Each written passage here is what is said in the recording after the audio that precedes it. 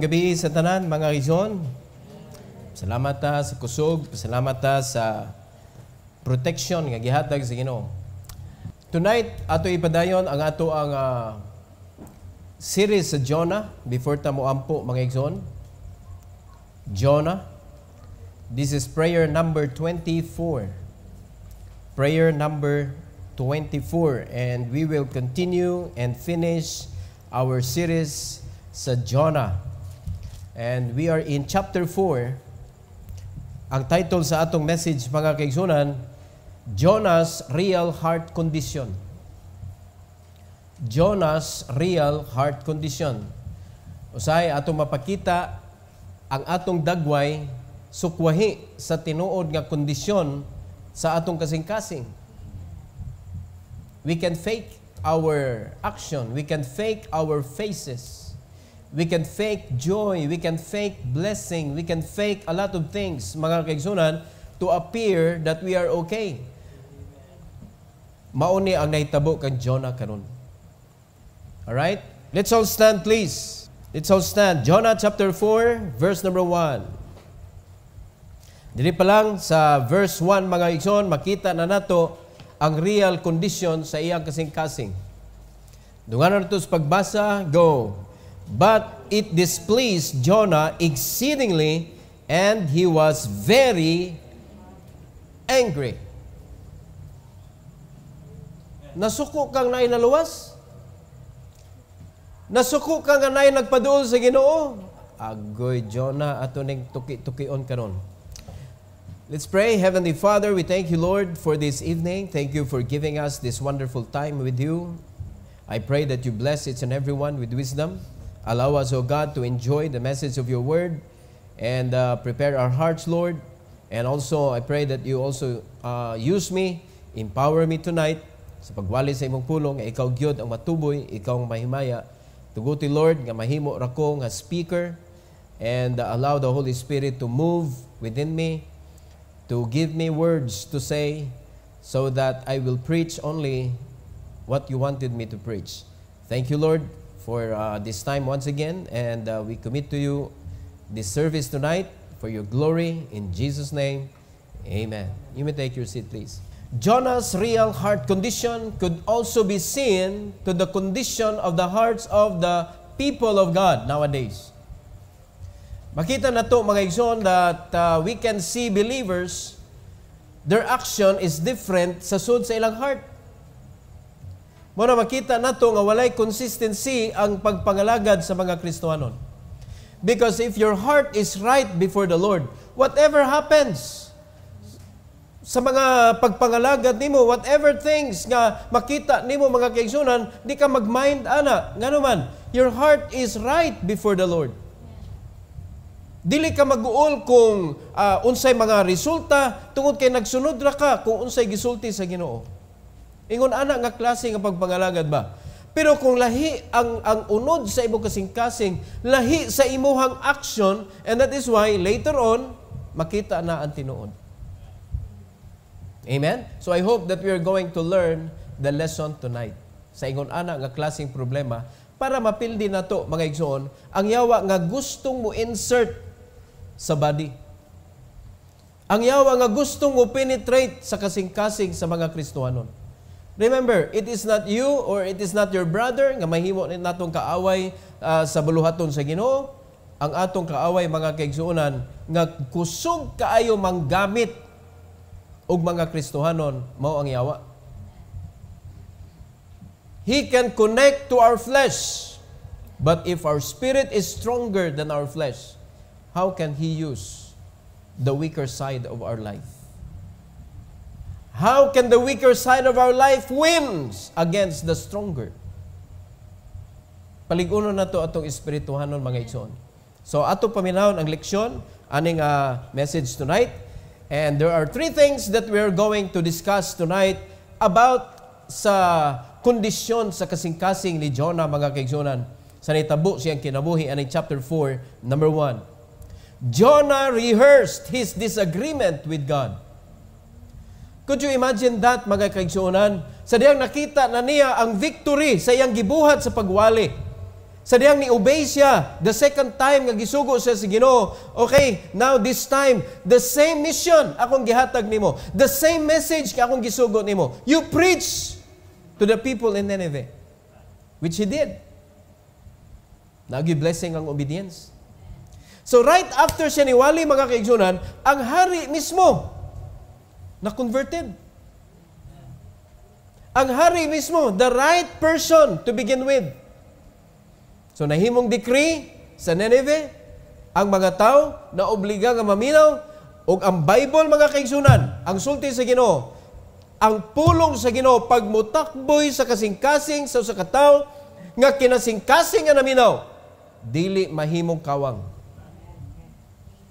So grabe ang repentance sa lugar sa Nineveh, grabe ang conversion nga nahitabo sa lugar sa Nineveh, sa dihang nakita na mga kaigsuonan ni Jonah, ningon siya siya kasing-kasing, talagi, tanawa. Mo gini akong dudag yun.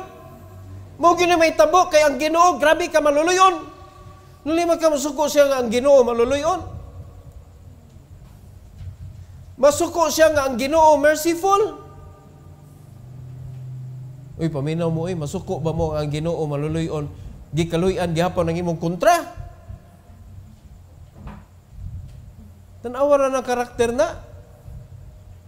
Ato basahon, mga kaigsunan, sa chapter 4, focus na ta sa chapter 4 karon, verses 2 to 4. Tanawon sa'yo, naitabo diri. The Bible says, and he prayed unto the Lord. Ampo ha, ampo. Nag-ampo siya sa Ginoo. He prayed unto the Lord and said, I pray thee, O Lord, was not this my saying when I was yet in my country? Therefore I fled before unto Tarshish, for I knew that thou art a gracious God and merciful, slow to anger, and of great kindness, and repentest thee of the evil. Nagreklamo siya sa quality sa atong Ginoo.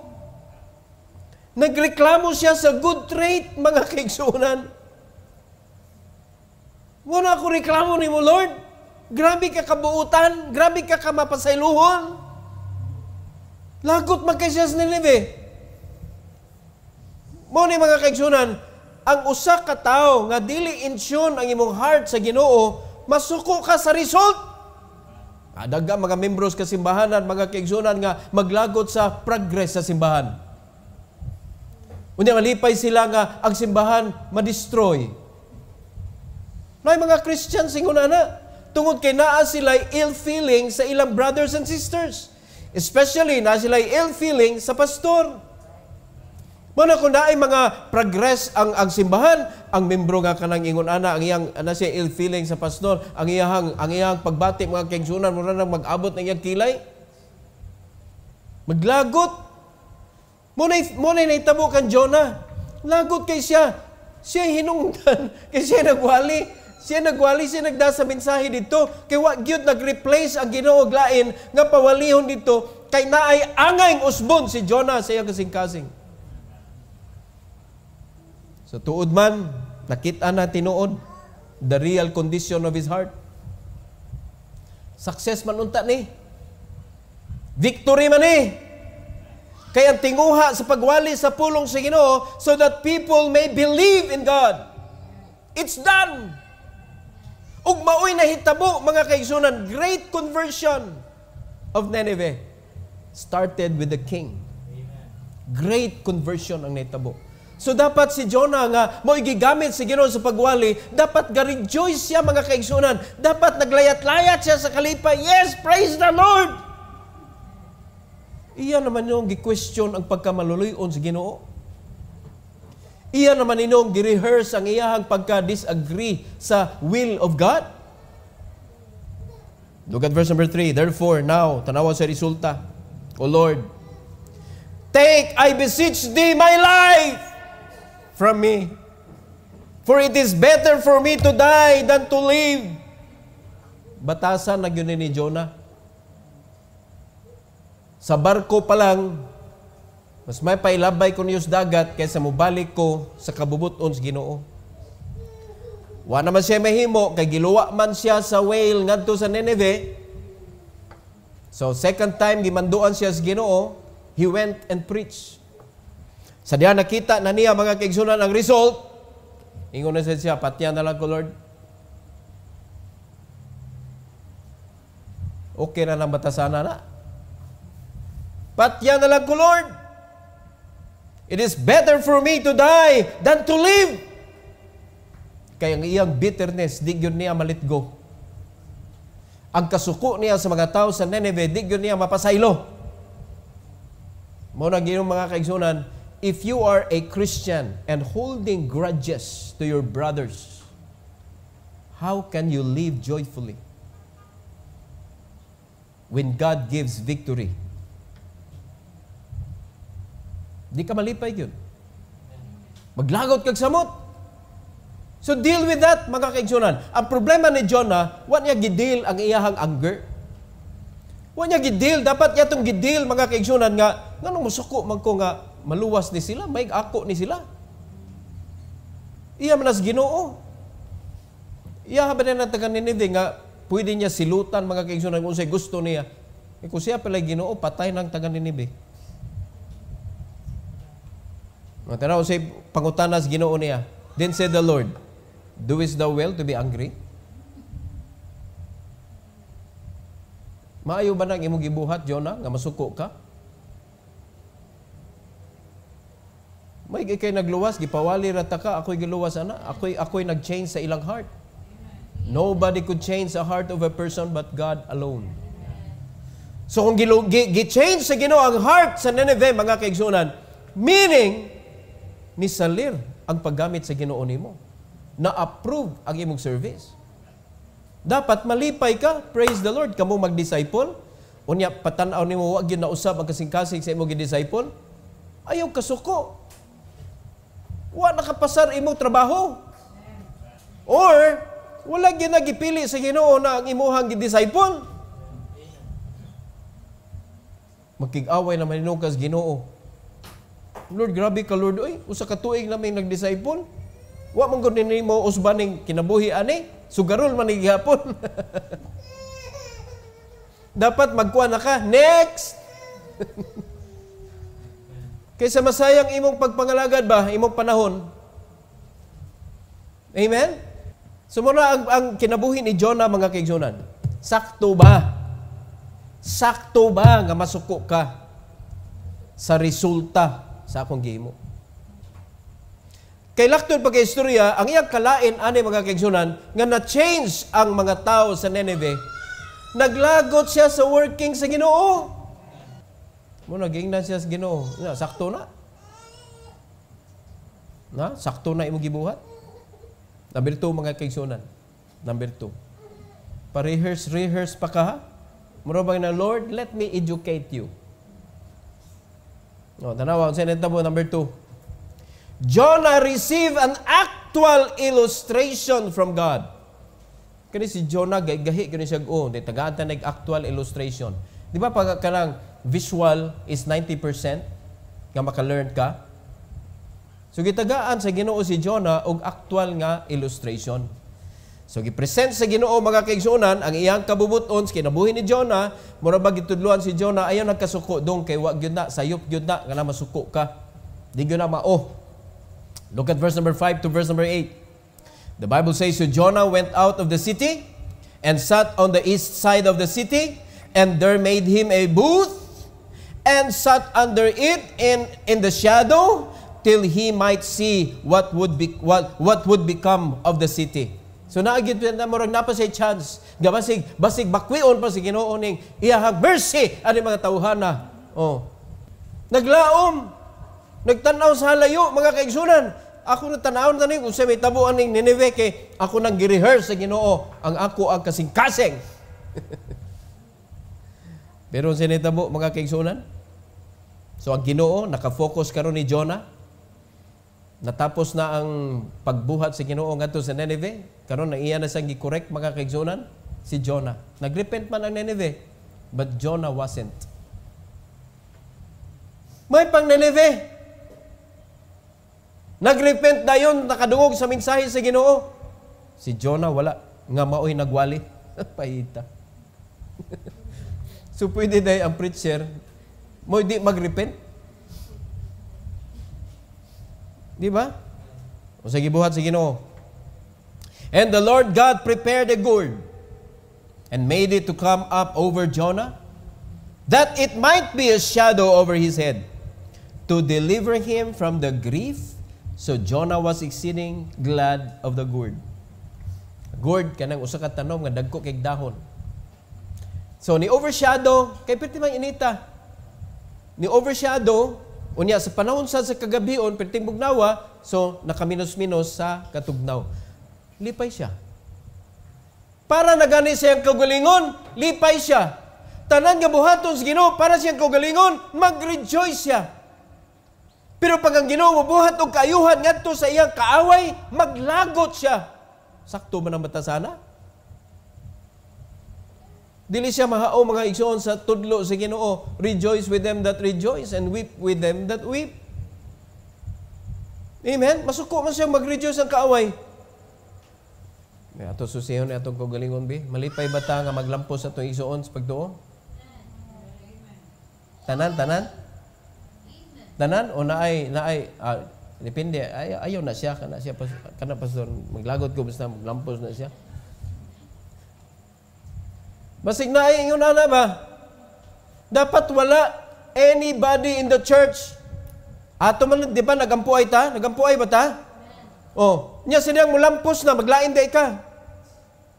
Rejoice. Yan ang sakit. Weep. Ampo sa Ginoo, Lord, luoy ako igsuon ron sa pagtuo. Ingon ana ba? Si Jonah, mga kaigsunan, lipay siya pagpara siyang kaugalingon.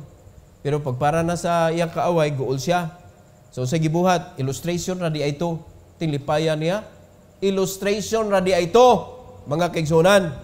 But God prepared a worm when the morning rose the next day, and it smote the gourd that it withered. Duha ra gigamit sa Ginoo, gourd and worm. Perfect illustration. So sinetabo, nawala na ang iyang gikalipayan. And it came to pass, verse number 8, when the sun did arise, that God prepared a vehement east wind, and the sun beat upon the head of Jonah, that he fainted and wished in himself to die. Tuwa na pud. And said, it is better for me to die than to live. Batasan na gyud na.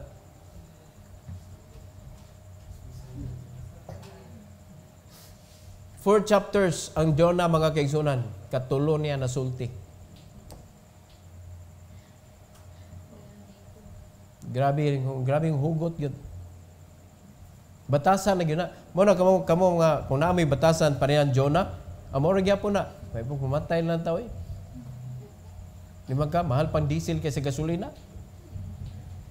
Kana ra? Tubig.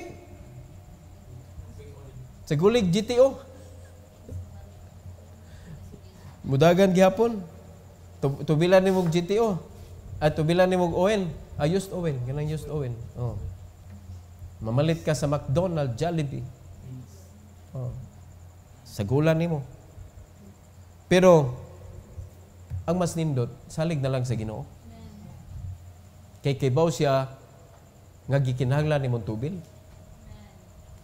Amen? Asa man mas nindot diya? Salig sa Ginoo. Makatubil lagi ka. Amen? Kaysa buhatan pagkag illustration sa Ginoo niya, kay di jud ka mutuon niya. Tanaw si Jonah. Gitagan siya gourd, lipay siya. Tanaw ha, learn this Jonah, learn this. This is very good lesson to learn. A very good lesson to learn for him. So, lipay na siya. Kay bawon nga gipakita sa Ginoo unsay makapalipay niya. Selfish nga tao ni Jonah. Gipapatay niya sa worm. Dilagot na po siya. May pamamatay siya tungod lang sa gourd. Namatay ang gourd, gusto na ka mamatay po. Sa man imong values kinabuhi, Jonah? Tanawa, unsay nitabo?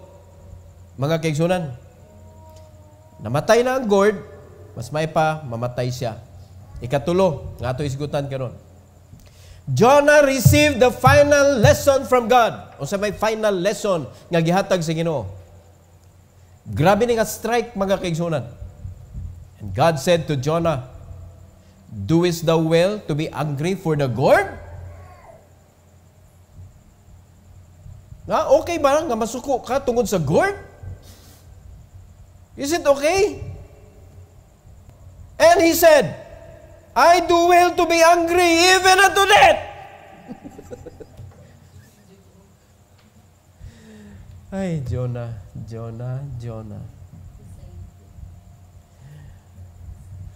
Ang Bible na ba, silent kayo kung nakakaton ba ni sa guwa? Ato na lang yung iyabuo niya sa inyo, ha? Kung mukaton ba mo o dili? Kanang ulo na to nga mga gahi kay istanan. Gipangutanan na siya sa Ginoo, sakto ba? Kanindot na ito nga illustration? Wa pa gyud kadot? Tanawa, selfish gyapon nga tao. I do well. Tanawa, gina siya sa Ginoo nga, okay ba na imong gibuhat? Okay na ako gibuhat, bisag hantod pas kamatayon. Tanawa, guna. Verse 10, tanawa sa gisulti sa Ginoo.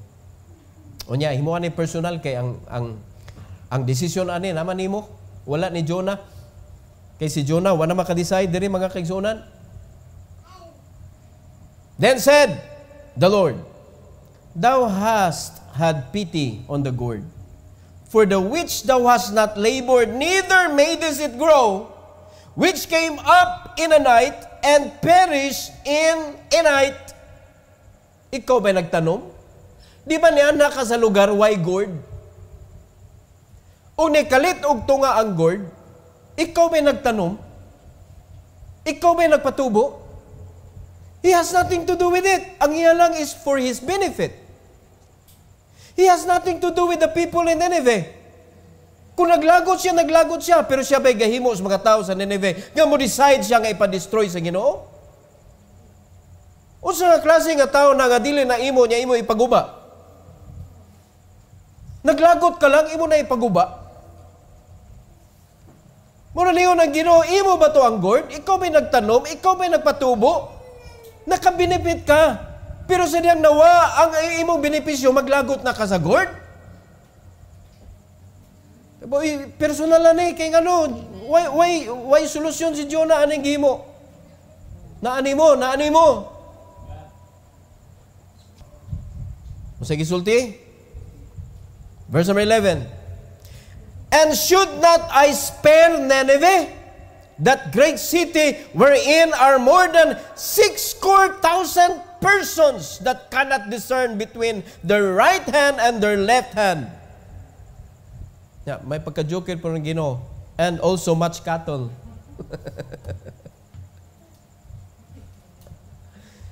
Gusto na mo i-destroy na? 120,000 people who cannot discern what is right hand and left hand. Meaning, ignorante nga mga tao. Nindot tudluan. Kung pahibawon lang sa kamatuoran, and look what happened.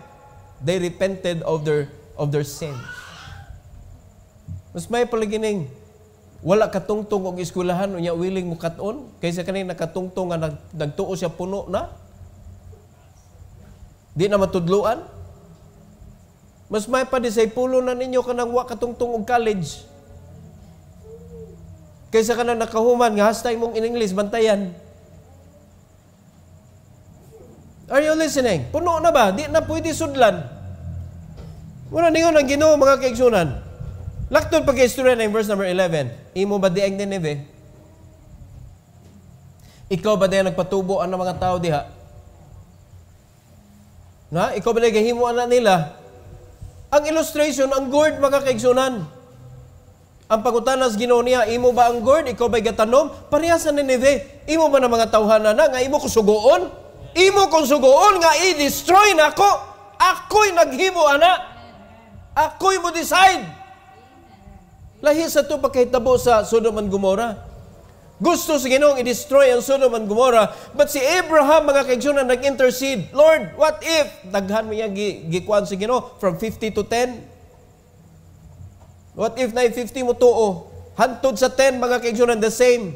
Giagrihan sa Ginoo. Amen? Si kinsa si Abraham nga magbuot, nga i-destroy sa Ginoo ang Sodom and Gomorrah, iya man na. O karon, baliktad na sad. Gusto sa Ginoong i-rescue ang Nineveh, mao na gipadadaan niya ang mensaydor, ang mensaydor po'y dili. Kung ano, wa naman lang ni na kuan ba? Nabali ang mensaydor. Pagkalipay ang Abraham, kung wapay nahitabo, Abraham, walihi dito ang Sodom and Gomorrah, kay para di na ko i-destroy. Walihi, lakaw. Lipaya tingaling Abraham, no? Pero di manggod, i-destroy naman sa Ginoo. Grabe naman ang ilahang gibuhat sa Ginoo. Rang Nineveh, mga kaigsunan, ignorance. They don't even know what is right hand and left hand. When right face. Right face. Which is right and which is left. Ing ana ka ignorante, mga kaigsunan, ang Nineveh. Muna gipatudluan sa Ginoo, matudluan lang ni mga tawhana. Siya ko'y kahimo, God. Kay baw siya sa pag-ayo? Kay baw siya kung di na maayo? Are you following? Sodom and Gomorrah, irreparable. Pero ang Nineveh could be repaired. Nakita na sa Ginoo. Muna gipadaan niya ang mensaydor, mga kaigsunan. Ito ang problema sa mensaydor. Mura mag nakapanag-iya. Lord, tanawa, Lord, ikaw, maluluyon kay ka. Kay baw ko nga, mo repent kasi mo gisulti kay mo, Lord. Di ba, wadyo madaan ni Jonah, mga kaigsunan. Lord. He walked away. Kanan yung mga anak na mag-walk out para lang matuman ilang gusto. Buhatin na gourd. Unya, sunuga ang gourd.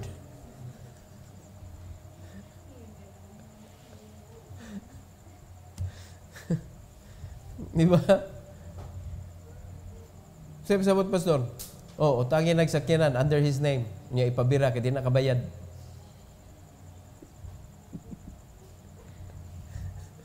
May buol ni mo anak. Taga kong sakyanan ni Papa, bisag mulayas ko, taga kong sakyanan. Sakyana, para na kayo masakyan ni Niglayas. Hindi ko man gigukod sa bangko. kay way bayad. Mamo na, may tabo. Lipay, pagkaman lagot na. Karon, kung sa may gibon ni Jonah ni? Kaning final lesson nga gihatag sa Ginoo sa verse number 11. Kuha na may verse 12 na ni? Kuha na yung verse 12.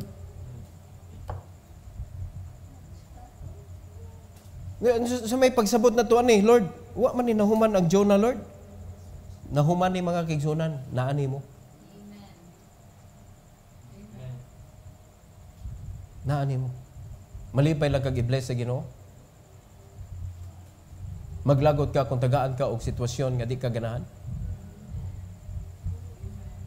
Ngano imo na imong kinabuhi? Imo na kinabuhi sa mga tao nga naglagot ka? Imo bang kinabuhi, mga kaigsunan, sa imong pastor nga maglain-lain mo? Kung pananglitan? Pananglitan lang ha. Imo bang kinabuhi, mga kaigsunan, sa imong tapad? Nga maglain ang imong buot? Leksyon para nato, mga kaigsunan. So sa may imong buhaton, aning final lesson nga gihatag sa Ginoo kan Jonah?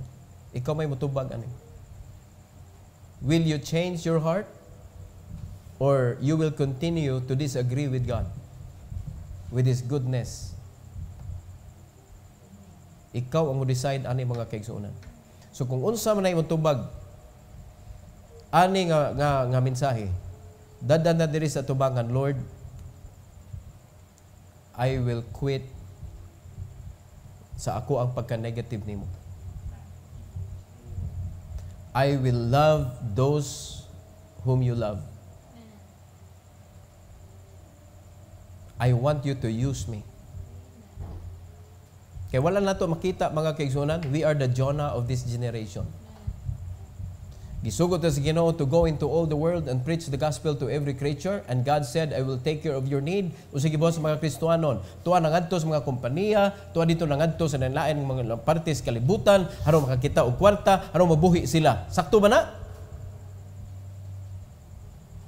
Kinsa naman ang nagwali?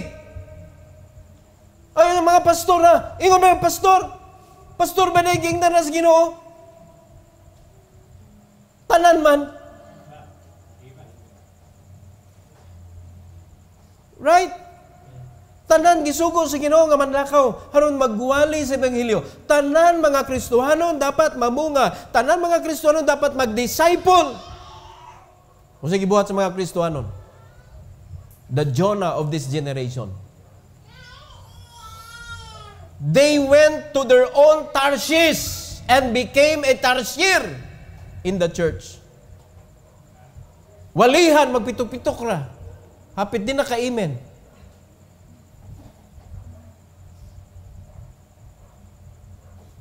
Amen? Yung makalitan mga kaigsoon, og hayag kayo nga mensahe. Mukalit.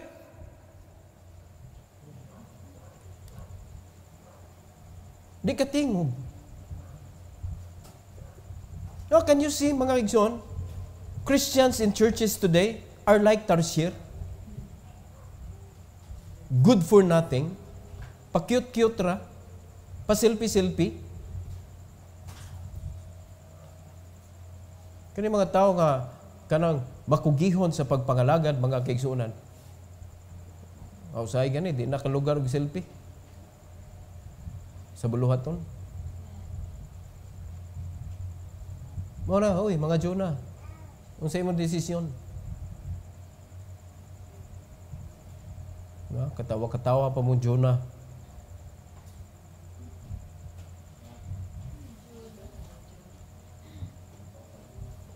Mo kay bawo nga daghang Jonah rong panahon na.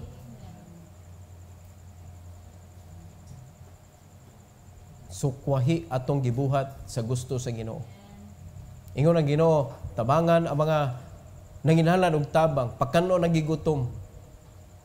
Sa gibuhat nato, kita mo nagpagutom-gutom, nya pagkahuman Lord, panalangin niya akong tiyan kay gigutom. Unsa na ning mga tao karon mga Kristohanon karon mga kaigsunan mo gisugo sa Ginoo, mo misig pangayo sa Ginoo hinuon. Ano mas Bible pastor, give us our daily bread. Ang pasabot ana, God will take care of your needs. You need to take care of the needs of others. Labor for the needy. Ephesians, mga kaigsunan, klaro kayo na, chapter 4. Are you following? So will you be a good servant of the Lord? Na kung makita nimo ang resulta, mga kaigsunan, sa gibuhat sa Ginoo, pinaagi sa imuhang pag-share sa pulong sa Ginoo, malipay ka.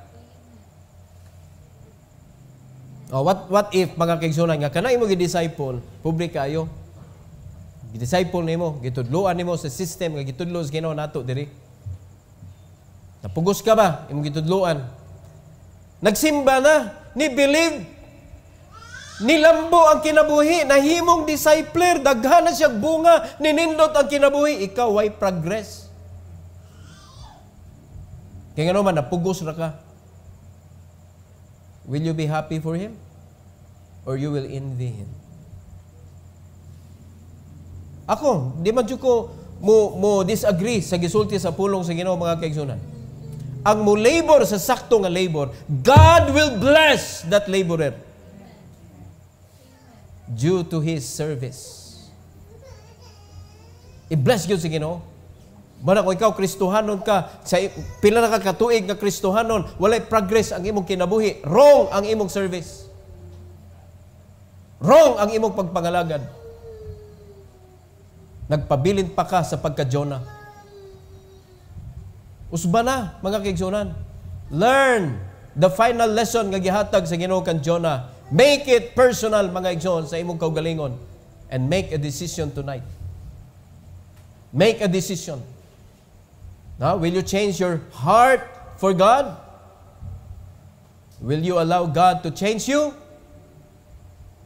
or magpabilin ka diha sa imong kasing-kasing nga ikaw ra mo'y magbuot sa imong kaugalingon.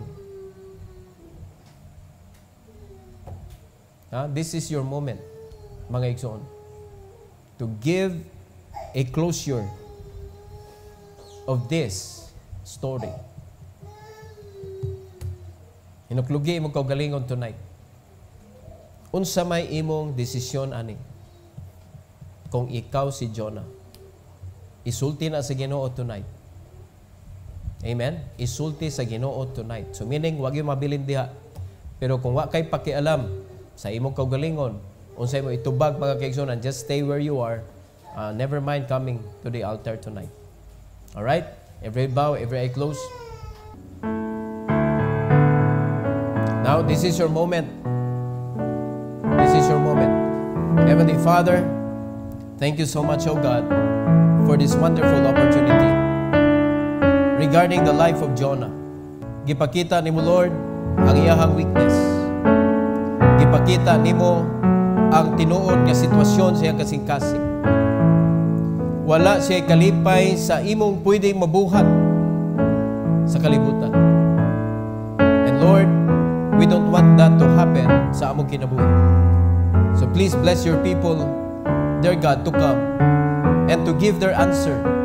Unsa may angay nilang buhaton sa ilang kinabuhi kung sila si Jonah. Because we believe, dear God, nga naay daghan nga klase nga mga Kristohanon karon nga pariha kag Jonah. Please, Lord, bless them as they come tonight. Thank you so much for this opportunity. In Jesus' name.